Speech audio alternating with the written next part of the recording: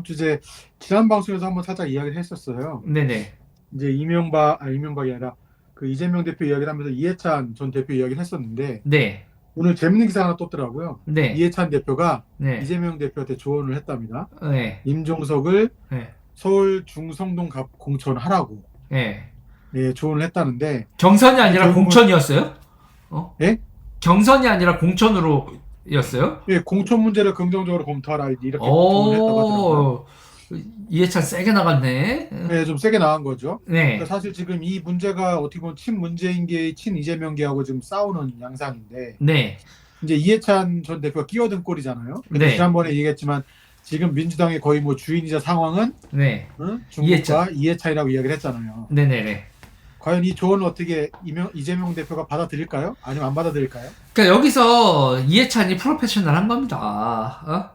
2020년에 있잖아요. 2020년에 민주당 있죠. 친문들 있잖아요. 친문들 자기네들이 공천을 학살 당한다 뭐다 이렇게 되게 쫄았었는데 네. 이해찬이 그 전에는 기세등등했거든요. 야 이거 공천판 벌어지면 우리 다 죽는 거 아니야 그랬는데 웬걸 공천판 들어가니까 그러니까 한마디로 그거거든. 야 섭섭한 사람들 별로 섭섭한 사람 없지? 섭섭지 않게 해줄게. 이게 그러니까 이재명과 그러니까 이해찬 수준으로 이재명이 가려면 진짜 먼 거예요. 이해찬은 딱 두 개자란 말이에요. 섭섭하지 않게 해줄게 하고 공포.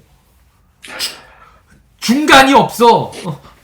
그러니까 내가 개겨서 그러니까 자기가 머리 굴리잖아요. 투쟁을 하고 뭐를 하고 뭐 이렇게 하면 행동을 하잖아요. 그래서 투쟁을 해서 얻는다와 투쟁을 해서 잃는다 사이 투쟁을 해서 잃는 리스크를 크게 하고 투쟁을 안 했을 때의 그 보상이라는 거에 대해서도 계속해요. 그러니까 이재명은 너무 빈정으로 가는 거예요.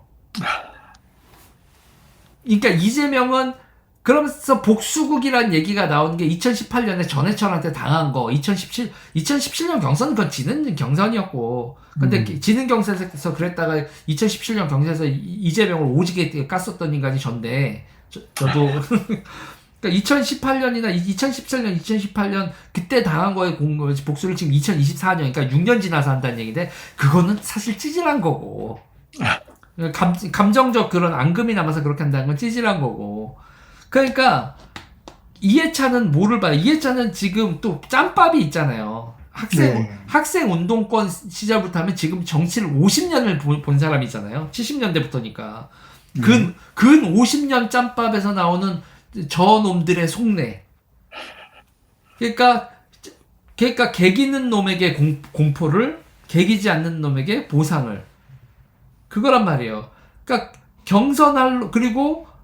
그리고 그거죠. 그놈의 깜냥을 봐서 이놈이 그래도 내가 마음에 들지 않지만 실력이 있는 놈이면 그래 요 중에서 그러면 누군가를 해주면 임종석을 해주면 그리고 임종석을 아니고 안 하는 사람들이 있을 거예요. 뭐 서른이 노웅래니 경선 붙여주고 뭐 할 때 딱 사람들이 봤을 때 임종석은 실력자니까 공천이고 그거보다 실력이 좀 떨어지니까 그거 경선 붙여주고 완전히 패급이니까 야 나가 밖에다 자리 하나 만들어줄게 이거구나. 근데 야 국회의원 하지만 나가 그 다음에 자리 만들어줄게는 그게 또 있어요. 그러니까 기간을 준다고요. 나간 다음에 기간장 한번 3년은 시켜준다고. 정리해라 네 인생 정치 인생 정리하는 동안 그래도 의전은 국회의원보다 의전 더 좋을 수 있지, 기관장 하면. 그렇죠. 기관장이면 연봉도 높고요. 연봉도 더 많고, 법카도 더 세고, 기사 딸린 차도 나오니까, 부하직원도 더 많고, 3년 동안 네 인생, 정치 인생 정리해라라는 헤어지는 질서니까, 지금, 이재명은 아무 관리도 안 하는 거예요. 헤어짐에 대한, 자기가 싫어? 나가? 이러지. 그러니까 이걸, 매니지먼트가 없는 거죠, 이재명은. 친명 공천 끝이죠, 그냥. 네, 친명 공천만 있는 거지 헤어질 때의 리스크 관리와 매니지먼트가 없는 거예요. 그러니까 제가 이해찬 진짜 싫어하는데 이해찬의 능력을 정말 높게 평가하는 건 매니지먼트를 한다고요. 관리를 잘한다. 관리를 한다고요. 헤어질 때 관리를 해요. 헤어질 때 관리를 제대로 못하니까 이번에 이수진 사건 같은 게 터지는 거 아니에요? 그렇죠. 이수진 의원한테도 보세요. 이수진 의원 그동안 가가지고 수고하셨는데 기관장으로 간다거나 아니면 지자체들 있잖아요. 고문 변호사. 고문 변호사를 해서 국회의원 전관 예우를 해준다고. 그렇죠. 그러니까 국회의원들도 여러분 그냥 나 4년 동안 누리고 있었는데 절벽을 하면은 실업자야 그냥. 그런데 그거에 대해서 당신이 요번에 민주당 4년에 대해서 잘했건 못했건 간에 전관 예우를 해준다고. 그러니까 이수진 같은 경우도 그 이수진의 욕망이 있을 거라고요. 뭐 발렌타인 술을 사준다거나 이건 뻔소리인데 이거 농담으로 한 얘기고 아무튼 그 사람의 성향이나 기타 등등을 봐서 놔줄 건 놔주고 아니면 약점을 잡고 공포감을 주든가 그게 이제 그 이해찬식의 그 매니지먼트인데 그게 안 되는 거지. 그러니까 이재명은 정치 초짜예요. 제가 하는 거 봤을 때. 보면 그러게요. 하는 거 보면 또 그러네요. 좋지 초짜예요. 근데 저렇게 그냥 대중성만 있고 저렇게 초짜처럼 구니까 그러니까 이해찬하고 그러니까 이해찬한테 개긴 적도 있거든. 이게 지금 세상 밖으로 안 나온 건데 이재명이 이해찬도 살다가 처음 봤을 거예요. 내가 네 시다발인 줄 알아라는 그런 거 했거든. 감히 나한테. 이재명이 이해찬한테 그랬다가 이해찬이 어떻게 했어요? 이재명한테 너 주변에 사람 한 명도 없지?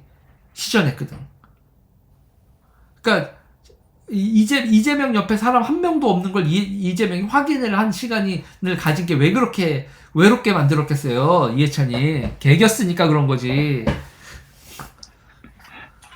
근데 그 와중에 나는 이해찬이 힘이 없을 줄 알았는데 이제 늙고 뭐하고 해서 힘이 없을 줄 알았는데 야 이재명을 외롭게 만들대. 내가 그래서 그때 약간 오판 이재명이 다 틀어잡고 그러니까 그게 이재명이 틀어잡고 이해찬한테 승질낸 게 아니라 그냥 욱해서 승질대로 그랬다가 이해찬한테 참교육 받은 거지. 그럼 이번에도 그렇게 되면 임종석은 공천을 받을 확률이 크겠네요? 임종석은 실력자예요 여러분. 어떤 실력자란 말이죠? 일단은 임종석만큼 민주당에서 재벌 회장님들과 재계의 네트워크를 가진 인간이 없어. 그래서 여러분 이렇게 좋은 집에 살았었고. 여러분들 있잖아요. 임종석이 무슨 주사파 어쩌고 저쩌고 그러면서 뭐 재벌들 때려잡고 기업 뭐 여러분 기업 민원 해결해 주는 데는 임종석만 한 사람 없다 대한민국 정치에 또.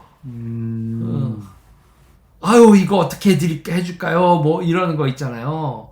그리고 사람의 친화력 있죠. 네. 그 친화력이라는 거 그거 뭐라고 해야 되나? 거의 제가 만약에 그 드라마 배역 중에서 임종석과 가장 그 친화력이 비슷한 거 보면 카지노의 최민식 씨. 그런 스타일인가요? 그런 스타일은 아닌데 그 정도의 친화력. 내가 들은 거로는 임종석이 그러니까 자기가 그 기업인들 상대하거나 자기가 네트워크를 만들어야 된다고 하는 생각한 사람들한테 임종석은 거의 그 카지노의 최민식 같은 존재. 아우 형님, 어우 회장님.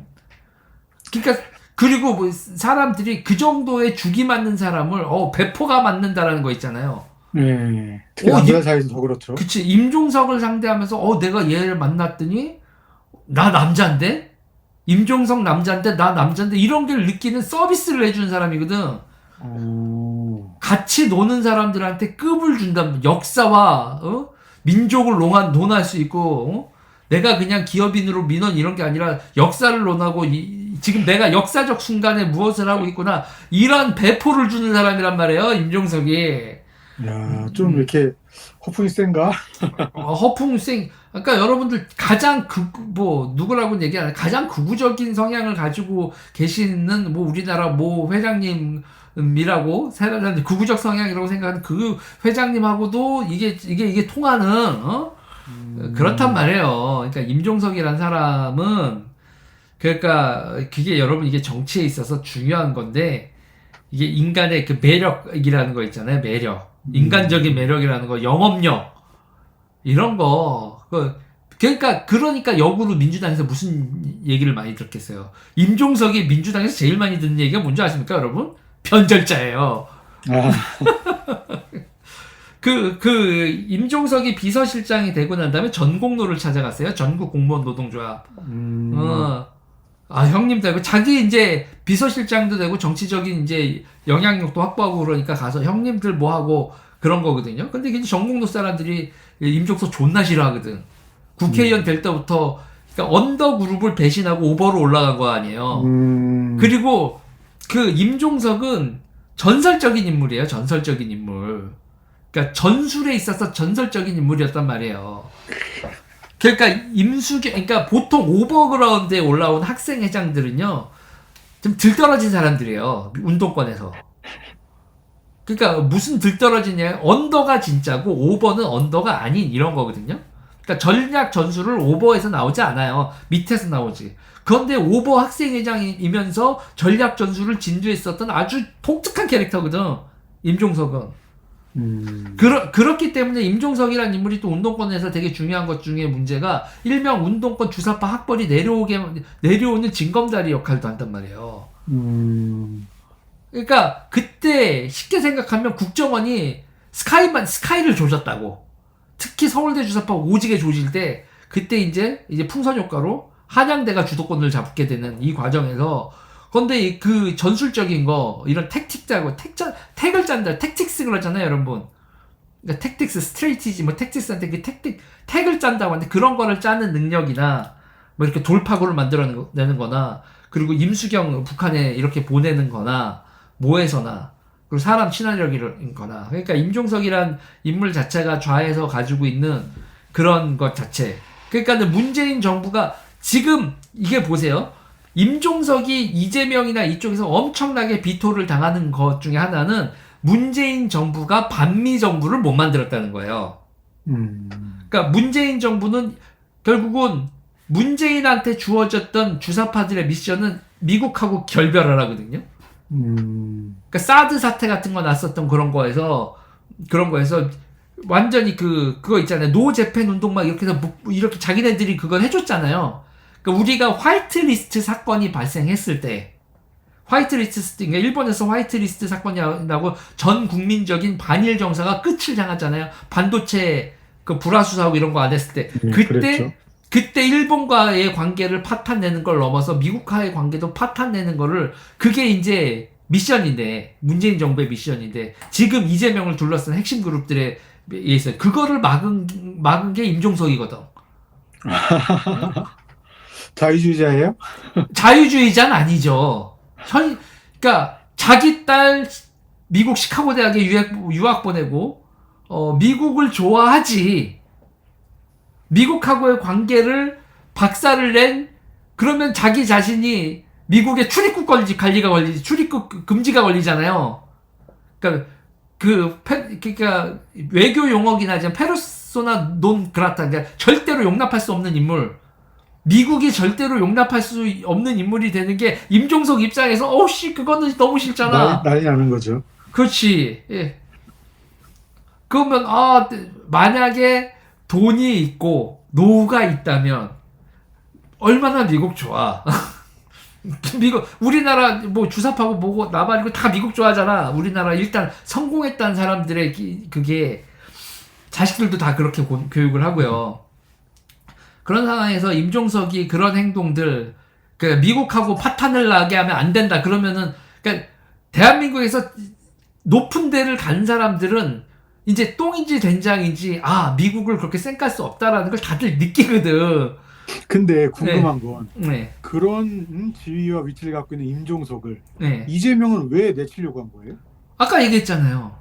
임종석 같은 인물이 있으면 그러니까 주한미군 철수 같은 미션을 할 수 없는 게 이재명을 둘러싼 그쪽이고, 그쪽의 입장에서는 문재인 정부는 자기네들의 미션을 반미 국가 만들고 주한미군 철수시킨 걸 못한 정부이기 때문에 그거를 할 수 있는 애들로만 둘러싸고 문재인 쪽에 방귀 썼던 기회주의자들은 배척한다요. 쟤네들 입장에서는 임종석이 기회주의자인 건 반미 국가로 만들지 못하고 주한미군 철수를 못 시킨 게 기회주의자인 거예요. 그러면 기회주의자인 거예요. 그러면 음. 이쯤에서 또 한 이제 인물이 떠오르는데 네. 김민석 의원. 네. 김민석이요? 김민석 의원은 어떤 네. 사람이에요? 김민석이요? 그냥 한물 간 사람. 아 그래요? 네. 그래서 그 마포민주당이랑 그 민주당 당 이름 걸고 막 이렇게 해서 그러니까 옛날에 참 저 형이 대단했던 형인데 지금은 끈떨어진 그냥 이름값은 남아서 다시 뭐 부활은 할 수 있을지 없을지 모르겠는데 지금은 임종석 입장에서는 보이지도 않는 형이지 뭐. 근데 오히려 김민석은 지금 공천을 주는 것 같은데 분위기가 민주당에서. 형이 누구예요? 김민웅. 그리고 그 김민웅 세력이 뭐예요? 이 촛불 행동. 예. 그 행동 걔네들이 뭐 제일 핵심적인 게 뭐가 있어요? 주한미군 철수요. 그러니까 주한미군 철수하는 외곽 조직을 끼고 있어야 공천을 쉽게 받는 거예요. 여기 지금. 재밌네요. 이제서야 좀 민주당 돌아가는 게 좀 보이네요 또. 근데 이거를 누구도 이 평론을 못하지 대한민국에서. 이렇게 얘기를 하면 제도권이 아니라 자유통일당 이렇게 쫓겨나는. 쟤네들의 지금 키워드는 문재인파를 밀어낼 수 있는 힘은 문재인은 결국 반미국가 못 만들었고 그 반미국가를 그렇게 가지 못하게 막은 그 노영민 그 미션 실패한 인간들. 노영민이 중국 대사까지 하고 왔잖아요. 네. 중국 대사 하고 오면서 그 노영민은요 그 중국 대사 가기 전에 어떻게 불렸던 사람이냐? 그러니까 노영민은요 이런 사람을 이렇게 불렸어요. 태양광의 아버지라고 불렸던 사람이에요. 태양광의 아버지요? 네, 노영민이 태양광의 아버지라는 소리를 들었었던 사람이에요. 연대 운동권인데 노영민은 연대 운동권인데 운동을 안 했어요. 그러니까 운동을 안 한 게 아니라 학교 졸업하고 운동을 계속하지 않았고 자기가 이제 한다고 전기 기술자가 돼요. 자기 본인이.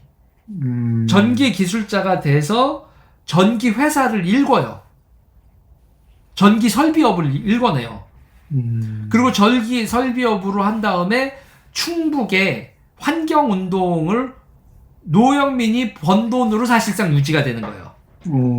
몰랐는데요, 그런 사실은. 그러니까 노영민은 태양광에 그렇게 돼 있고, 그리고 자기 조직이 있잖아요.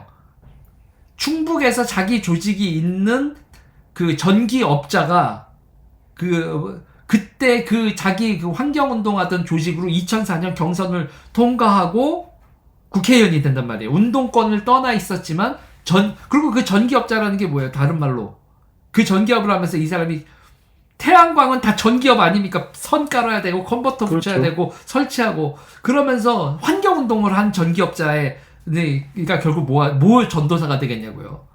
태양광 전도사가 되지. 그러니까 태양광을 기술적으로도 완벽하게 이해하고 있는 사람이라니까요, 노영민은. 그래서 태양광 하던 사람이 결국 2004년 그렇게 들어와서 국회로 들어와서 그러니까 노영민은 탄도리 소리를 안 들었어요. 그러니까 이 탄도리 소리 2004년에 저것들 그러니까 그때 뭐냐면 운동권 서열 낮았는데 어떻게 이렇게 됐냐 하고 그게 이제 정청래 그리고 정봉주 그리고 또 한 번 이제 안민석 의원 이런 분들이 이제 탄도리 소리 오지게 듣는 건데 이제 탄도리는 이쪽 내부에서 아무튼 그런 태양광의 전도사 역할을 하면서 그 중국 대사까지 가면서 결정적인 그 문재인 정권과 중국의 라인의 핵심적인 역할하고 중국 대사하다가 바로 비서실장으로 왔단 말이에요. 그랬는데 중국의 왕이하고 중국은 라인을 누굴 선택해요? 이해찬 선택하잖아요. 그건 뭐예요? 노영민도 그때의 미션을 수행하지 못한 사람인 거예요. 지금 여기에 민주당에서의 핵심은 한미동맹 이탈의 미션을 수행할 사람들로 똘똘 뭉쳐 논다예요, 지금. 그러니까 간단하게 생각하면 문재인 같은 인간과 노영민 같은 인간 비서실장 그러니까 비서실장 등 다 내치라는 거거든요. 임종석, 노영민, 문재인은 저 이해찬 왕이 라인에서 볼 땐 친중국가 만드는 미션을 실패한 애들이니까 그러니까 니네 나가예요. 친중이 아니어서가 아니라 중국한테나 걔네들 입장에서 엄청나게 기대치가 높았고 나름 여러 가지 공을 들인 인간들인데 이 미션을 안 해. 그러니까 중국이 2019년쯤에 문재인을 버리죠. 문재인을 버려서 왕이가 문재인하고 5분 만난 다음에 만찬장에 가서 문재인 사람들 다 배제하고 그 술자리를 벌이잖아요. 왕이하고 이해찬하고 벌였던 그 술자리에 초청된 사람들 명단 보세요. 공천에서 밀려난 사람 한 명도 없어요. 지금 이게 돌아가는 꼬라지예요. 이게 지금 대한민국 총선과 관련돼서 민주당 난리 버거지의 핵심이라고요. 늘 핵심은 이해찬이네요. 이해찬이기도 하고 중국이기도 하죠. 노영민과 임종석이 왜 공천에서 밀려나느냐에 있어서. 그런데 근데 노영민과 달리 이해찬이 보기에 임종석은 뭐다? 민주당이 가지고 있지 않은 임종석을 빼놓으면 기업하고의 한 라인이 없어져 버렸거든요. 기업 금융권 이쪽 한 라인이 작살이 났단 말이에요. 원래 그 기업하고 금융권 한 라인이 누구냐고요. 원래 정책실장들이 많이 하거든요. 정책실장들이 많이 하고 저쪽에서 가장 마당말은 변양균입니다. 그 변양균이 지금 누구랑 붙어 있어요? 윤석열 대통령하고 붙어 있죠. 지금 대한민국 정치판 여러분 아사리판이에요. 그러니까 변양균을 끼지 않으면 공기업 그리고 공기업이나 은행판 돌아가는 거 대통령들이 알 것 같아요? 모르죠. 그거를 돌아가면서 기업, 금융권 대기업 쪽에 이렇게 민원 걷어가지고 하는 그게 그 브로커들이 우파판들이 그것도 박살났더만. 그리고 그걸 했으니까 우파는 정경련을 중심으로 사람의 영업령이 아닌 정경련이라는 기구를 통해서 우파는 이게 됐었던 거예요. 그러니까 다들 딱히 뭐가 없어. 그런데 그게 무너지고 나니까 개인 플레이를 영업용으로 돌아야 되는데 그 영업용은 좌파들은 그 영업용이 네트워크를 만들어놨는데 우파들은 그 네트워크가 없는 거야. 지금 윤석열 대통령 관련돼가지고 누가 와가지고 뭐 해봐라. 아무도 없어. 좀 공기업 중에서 BH의 입김이 크게 들어갈 수 있는데 포스코, 농협, 뭐 기타 등등 이런 데 있잖아요. 지금 개판이야. 지금 이게 그러면 밑에 있는 사람들이 대통령을 주물르고 흔들 수 있다고요. 그러니까 지금 자체가 윤석열 대통령한테 다들 뭐라고 하는데 저는 윤석열 대통령도 문제가 있다. 결국 최종적인 책임자이니까 문제가 있다고 할 수 있지만 지금 상태에서 국정을 장악할 수 있는 정치적 능력 자체가 우파가 없다니까. 한동훈 비대위원장이요? 저기 지금 국민의힘 꼬라죠? 나는 맨 처음에 내가 모르는 분야라고 생각을 했는데 보니까 나보다 더 몰라. 나는 열심히 학습을 하는데 저 사람들 누가 줄이지? 저줄 차고 무슨 공천을 받지? 이 생각만 하지 우파 자체가 통치 능력을 어떻게 확보하느냐 아무도 생각을 안 해. 원래는 우파가 그런 걸 많이 갖고 있었던 걸로 알고 있는데요. 그러니까 국민의힘의 전신 당들은. 자 지금 봐봐요. 김대기 실장 날라갔죠. 김대기 실장 날라갔는데 김대기 실장이 정말 여러 가지 포스코부터 시작해서 다 자기가 먹었어요. 이렇게 얘기하면 뭐 되게 기분 나빠지면 윤석열 대통령 봉찌게 만들고 자기가 다 먹었단 말이에요. 그렇게 돼 있는 게 우파가 먹은 거예요? 아니면 자기 라인이 먹은 거예요? KS 경기고 서울대 김대기 라인이 먹은 거지 윤석열이 먹은 게 아니란 말이에요. 그러니까 김대기 실장이 날아가는 거란 말이에요. 윤석열 대통령에 빡치니까. 그리고 그거에 대해서 김대기 실장이 이미 이렇게 인사나 자기 사람들 인사받고 뭐 이럴 때 대통령이 감이나 잡아요? 아니면 다른 국민의힘 사람들이 그거에 관심들이 있어? 관심 자체가 없어요. 그 포스코 같은데 잭 니클라우스 골프장 같은 거 포스코 건가? 그런데 이제 그늘집 뭐 펜트하우스 뭐 이런데 여러분 그런 거 완전히 그런 데서 누구의 사단이 돼서 그런 펜트하우스 여러분 그냥 사내이사 뭐가 돼가지고 누리고 사는 삶이 여러분 완전히 귀족의 삶이야. 150억짜리 200억짜리 펜션에 이용하는 거란 말이에요. 누구의 사단으로 돼서. 근데 이런 것들에 대해서 우파에서 이걸 종합적으로 관리하는 사람이 있냐? 누구 사내이사 누구 맡기고 사회이사 누구 맡기고 그리고 비상장회사 어떻게 되고 상장회사 어떻게 되고 이런 걸 종합적으로 관리하는 사람들이 정경련이 알아서 해주던 거에서 뚝 끊어지니까 우파가 이런 거에 대해서도 백진 거야. 왼쪽은 다 관리하는데 지금 이 얘기 하다가 이런 거를 가장 빠꼼히 하는 게 거의 유일하게 지금 남아있는 인간이 누구다? 임종석이에요.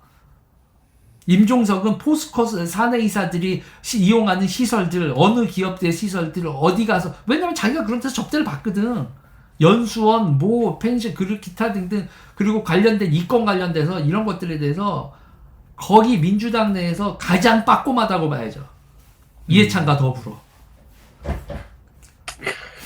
환상의 콤비네요, 둘이. 그러니까 이해찬 입장에서는 그러니까 유니크한 포지션이 있는 거예요, 임종석이. 예. 야,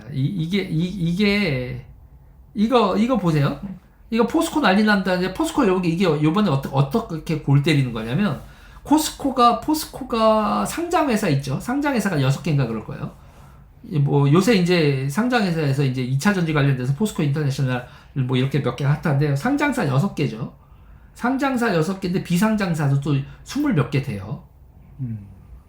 그런데 이제 그런 거 사장단 인사나 기타 등등에 있어서 과연 국민의힘 이관석 비서실장이 이런 거에 대해서 진짜 다 알까? 그런 시각이나 이런 게 있을까? 농협 관련돼 있는 거나 그 농협 지부장들 관련돼 있는 거. 여러분 농협 지부장들 기타 등등 쭉 관련돼서 생각해봐요. 선물 세트 생각해봐요, 여러분. 명절 때 선물 세트 기업에서 돌아가는 것만 생각해봐요, 여러분. 합법적으로 돈이 얼마짜리 판때기인가. 지역 특산물이나 기자님 너무 잘하시잖아요. 농수산 쪽으로 또 하셨으니까. 이런 거를 둘러싸고 있잖아요. 왼쪽 애들은 너무너무 밝아, 지금. 왼쪽 애들에게 정치란 건 여러분, 이런 것까지 다 장악하는 게 정치고, 오른쪽에서 정치란 건 줄 타서 공천 받는 게 그게 정치의 끝이야. 이 나라가 지금 누구에 의해서 돌아가고 있을 것 같아요? 그러니까 윤석열 대통령이 의대 정원 이런 황당한 짓을 하는 것도 공무원들하고 세상 디테일한 것들을 왼쪽이 완전 장악했거든. 지금 오른쪽에서 이걸 챙겨보고 있었던 인간 누가 있어가지고 이건 절대 안 됩니다라고 말한 놈 한 놈 없잖아. 아무도 모른다는 얘기예요. 이게 뭐지? 필수 의료 뭐지? 말도 목소리도 못 내고. 이 상태로는 절대로 집권에도 의미가 없진 않지. 쟤네들 같지는 않으니까. 그러니까 지금 현재로서는 이 집권을 봐야 친미 국가 유지하는 거 그거 하나 빼놓고는 교육, 정치, 교육, 사회, 보건, 복지 다 왼쪽 판이라니까. 거기다가 한동훈 비대위원장 봐봐요. 김한길을 봐봐요. 본인 스스로들 노르딕을 생각을 한다고. 노르딕 모델을. 미국처럼 되고 싶다. 이거는 완전히 세뇌당했거든. 그건 그 얘기는 못하거든. 독일처럼 되고 싶다. 스칸디나비아 국가들처럼 그런 국가 모델을 머릿속에 있으니까 이 대한민국을 개판을 쳐놓지. 왼쪽이나 오른쪽이나. 임종석 얘기하다가 참 별 얘기 다 한다. 그러니까 확실히 민주당의 흐름은 이해하게 된 것 같아요. 민주당 흐름 이해가 되죠. 네. 여러분들 이 얘기 여기서 유죄라면 이런 얘기 한 사람 대한민국에 없다. 여기까지 하겠습니다.